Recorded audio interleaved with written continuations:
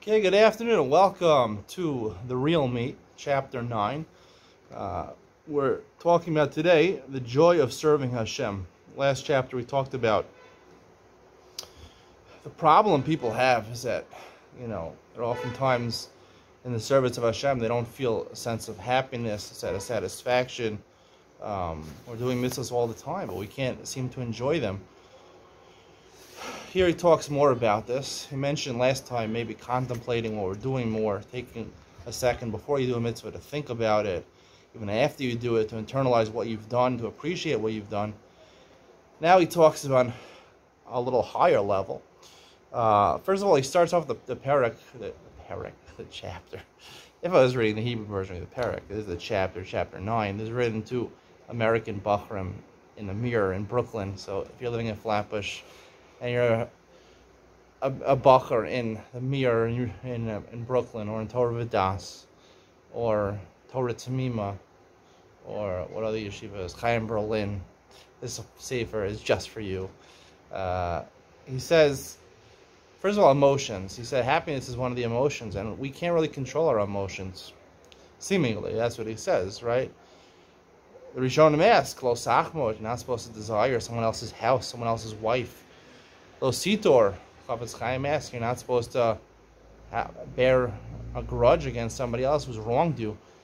Hard to control your emotions. So, the Ibn Ezra and the Sforno say, no, Chafetz Chaim says that we have to adjust our lenses. We have to look at the Jew in the proper way, or we should focus on being happy with our lot. Whatever, whatever is mukhan for you, no one else is going to touch it. Whatever is mukhan for him, you can't touch that. So if you think about it and you readjust your lenses, which is basically what he was saying in the last chapter, is just trying to think differently. If we think differently, then we can control our emotions. That's what he assumes. And most midos are basically, a lot of them are emotions. So that's one of the things that he says. But then he says that in order to be happy, happiness is not just, besides the fact that it's an emotion, we feel that it's actually a chiyuv, it's actually an obligation to be happy. It says that pasuk in the Torah, because you didn't love Hashem b'simcha and the tochacha, that's all that happened to you. You got punished because you didn't serve Hashem with simcha. Simcha is something we have to do, seemingly. It's a mitzvah or a midah. Simcha shal mitzvahs he brings over here. The idea to serve Hashem with joy. So, again, he questions this. First of all, it's an emotion. Even if you say that you can internalize and think, wow, it's special to do a mitzvah, like he said in the previous chapter, still, we feel compelled to do it because it's a chiyuv, because it's an obligation that we have. And when you feel compelled to do something, it's no longer voluntary. You have less emotional joy. When you do something out of your own volition, it makes you more happy. But here Hashem's telling you to be happy, so it's much harder. So one advice he gives is to think about the reward that you get. Think about the reward. That should make you happy, right? You want to do mitzvahs b'simcha, think about the reward that you get. You get, he quotes Pirkei Avos, Yava sha'acha shekoros ruach ba'olam haba mikol chai olam hazeh. Right? We're going to have tremendous koros haruach, cool wind. What does that mean? I don't know exactly what that means, but I think I do. But you ever have you're relaxing in your porch or the backyard, and it's a hot day and you get a cool breeze? It feels pretty good, right? So maybe that's what he's talking about. But maybe what Pirkei Avos is talking about. So he says that we should think about the schar that we get for the mitzvahs. But then he says it's not the greatest thing, because for two reasons. First of all, when you think about the reward that you're going to get, so it's like he compares it to taking a math class in order to get an accounting degree. You want the accounting degree, you hate math. So you're learning math, you're learning calculus in order to get the accounting degree. It's an evil but necessary thing. It's evil, and if it's evil already, it means you're not enjoying it. So if you're doing it, you're thinking, oh, I'm doing the mitzvahs, I'm learning Torah to get reward. So you're not going to enjoy it. It's necessary evil. I have to do it. I have to do the mitzvahs. It doesn't make the mitzvahs enjoyable. It makes it less enjoyable to a certain extent, because I know I'm just doing it to get reward. Chazal also say that you're not supposed to do it to get reward. The best, right? You're supposed to do it. Someone should do it lishma. You shouldn't do shalol lishma. Shalol lishma is very bad. Like the Maran Bracha says, noach lo nevach shal yaso. It's better that you weren't born if you're going to do mitzvah shalol lishma, right? Even the Gemara says in Pesachim that you should do mitzvah shalol lishma in order, as long as you intend to get to the level where you're going to do a lishma. But to always maintain that thought that I'm doing it for the reward, that's shalol lishma. That's for schar.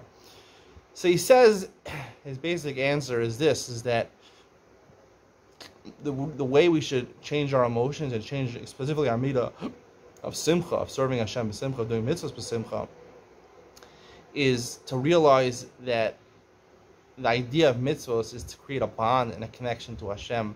That's the reason we learn Torah and we do mitzvahs. It's not just for the reward; it's for avas Hashem, to love Hashem, to bring us closer to Hashem. And he explains that just like you have physical needs, like eating and drinking, and when you go through a fast day or you go through, he talks about you go on vacation and they don't have kosher food on vacation. Hard to find that nowadays. They have a Chabad everywhere. Except I once asked a rabbi, fairly frum Haredi rabbi, I asked in Eretz Yisrael here, I wanted to go with my wife I want to go to like one of these kosher hotels in Europe. I want to go to Europe for a vacation. I like to go to a kosher hotel where they have all the meals served. I don't have to worry about food. Usually the food is pretty decent. So I think we're looking for. So I asked him, are there any kosher hotels that are reliable in Europe? He said no. So I'm like, okay, what about Chabad? Most big communities, even small communities, have a Chabad there. Could I eat the food at Chabad? Chabad gives hechsherim at certain restaurants. The rabbi asked me, he says, "Are you Jewish?" I'm a Haredi guy. I'm asking him about it. He asked me if I'm Jewish, if I rely on Chabad. I've heard similar refrains about people. It's hard for me to process. People actually say this. Haredi from people, they say to me, I think there's a common joke. They say, what's the closest religion to Judaism? I don't know, Christianity? No, Chabad. I think Chabad's a pretty good, done a pretty good job. I mean, I think Chabad is a great thing, to be honest with you. They somehow manage to meld Torah learning with, becoming part of the world, They're able to integrate into the world and maintain, the mitzvahs and Torah learning. I think Chabad's a great thing, but some people are not happy with it. And these, I think, mostly comes from Rav Shach. Rav Shach was very disgruntled with Lubavitcher Rebbe. So I think that's where it comes from. Anyway, so the point is that when we have physical needs, we have eating and drinking, and we go without, and finally we're able to satisfy those needs, right? We find food, or after a fast day, we eat, we feel happiness, and it feels good, you feel happy because your need was met, right? When our needs are met, we have needs. We speak about getting married, fills a need, eating fills a need, drinking fills a need. So when we meet our physical needs, we get satisfaction, we get happiness. Certainly more so by spiritual needs. When we have a spiritual need, we are chelik elokam yimal. He doesn't say this, but we're coming from Hashem. Hashem, the Zohar says, He blew into us from His own mouth. He blew into us part of His neshama. Our neshama is godly, and to connect to Hashem through avos Hashem, which is dveikus, which is avos Hashem, loving Hashem. We have a spiritual need to connect to our source, and some people know this, some people don't know this. They just wander around to East Asia, looking for some spiritual connection to something. They go to Buddhism, Hinduism. He says that's what we're looking for, and when we meet that need, we feel happy. So we should look at mitzvahs and learning Torah not as the mitzvah themselves, and not as the Torah themselves, not as the reward that you're going to get for them, but as a means of connecting to Hashem. This is what Hashem wants us to do. Hashem wants us, He says, do netilas yadayim before your meal, before you eat pizza. So He wants you to do netilas yadayim. So therefore, when you're doing netilas yadayim, you should feel, I'm doing this to create dveikas, connection to Hashem, and connect to your source. And that way, you're guaranteed of feeling happiness. It's even better than working on character traits, because character traits, sometimes you're stuck with a bad chavrusa, you're stuck in a financial quagmire you can't get out of, borrowed a lot of money. health concerns, things can be very difficult in your life. But as long as we always have Torah and mitzvos in our life. We always have the availability of Torah and mitzvos. It's an ever-present. It's like water. You know, the Torah is compared to water. You could always learn Torah. You could always do mitzvos. That's always our connection to Hashem. And that connection should be the source of our happiness, because when we think about using the Torah and mitzvos to connect to Hashem, to satisfy that spiritual need that we have, that should make us happy. That's what he says. That is basically the conclusion of this chapter. He talks more about it. The bond with Hashem is the next chapter. I didn't even read it yet. But what my 2 cents that I'll say about this is that, yes, emotions, simcha, happiness, you know, I've said many times, I don't believe there's an idea to be always b'simcha. You're supposed to do the mitzvahs b'simcha, I said. To always be b'simcha. I think life faces a lot of challenges, and you have to go through challenges and go through difficult times, and even be not happy. And like the Torah says, we can't control our emotions. We can't control our emotions. So, you know, there are mitzvahs in the Torah that ask us, lo sachmod, not to control our emotions. But the Gemara already says, doesn't say that we really have to fulfill literally lo sachmod. We can't covet what someone else has. It says lo sachmod is, Gemara says, when you make a guy give you something and you give him money. When you steal it from him. Lo sachmod, you violate when you take something from the guy and give him money. I mean, lo sitor has halachic ramifications, right? You're over on lo sitor when, you know, someone gives you. There's it's practical. The Torah is talking about practical things, and like I said, I don't think you can control all your midos. And lo sitor, like Chazal say, means when someone gives you refuses to give you a shovel, and you give him the shovel, but you say, I'm not like you who didn't give me the shovel, right? Lo sitor. It specifically says that. It doesn't talk about emotions, don't feel it. Torah can't obviously tell you your emotions. You can't control your emotions, just like you can't control your midos. You'll never be able to control your midos. That's what I believe. You can't control your emotions. You can't do these things. So what can you do to make yourself happy? To do mitzvahs b'simcha. I mean, there is takas b'simcha b'tuv leiv mirov kol. You should be b'simcha, at least when you're doing mitzvahs. So how do you do that? If you can't control your emotions. The way I would suggest to have simcha shal mitzvah is, like the pasuk says, mirov kol, is that you have to have, like he said, basically what he says is the truth. You feel satisfaction when your needs are met, but I want to add one thing, that there's 2 things in life. There's needs and there's wants. A needs, right, you can fill your hunger with eating bread. But a want, you also fill your hunger with eating a steak, right?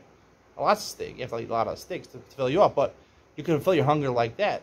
Steak, we would say, is a want, right? Bread is a need, right? Every want includes a need. So I would say when we progress from looking at things as needs and transforming them into wants, right? To get that level where we're actually going after the good things in life. Mirov kol. That's what Hashem wants you to build wealth. And wealth doesn't mean having a big bank account. It means being able to use your money and to enjoy the things of this world. Buy nice clothing, buy great food, enjoy your wife, you know, buy a nice house, not ostentatious house, but buy something that'll make you happy. You know, get an indoor pool if you have the money, you know. I mean, jacuzzi, these are nice things to have. You know, if you can afford a nice car, get a comfortable car, get a Tesla, you know. Get a Tesla X, that's what I want. But, you know, these things, when we transform just to meet your needs, to eat bread and water when you're after a fast day, it might make you happy, but it makes you much happier when you're not even that hungry. You're just going to your next meal, for dinner, you're eating steak. That's a want that is being met. That makes you a simcha. And if you live a life mirov kol, right? When you have rov kol, you have the wealth, and you transfer that bank account into actual assets, into actual things that give you pleasure in life, that is going to make you happy. That will make you happy. It will transform you. You'll be a happy person, and you'll be able to do mitzvahs b'simcha. That is what I understand. So he's right, but it's the physical thing. It's not the spiritual need, because I think spiritual and physical are really the same thing. We'll talk more about this going through the Sefer. Hope you enjoyed today's Musar Shmuz Hashkafa Shir, whatever you want to call it. See you in the next one. Bye.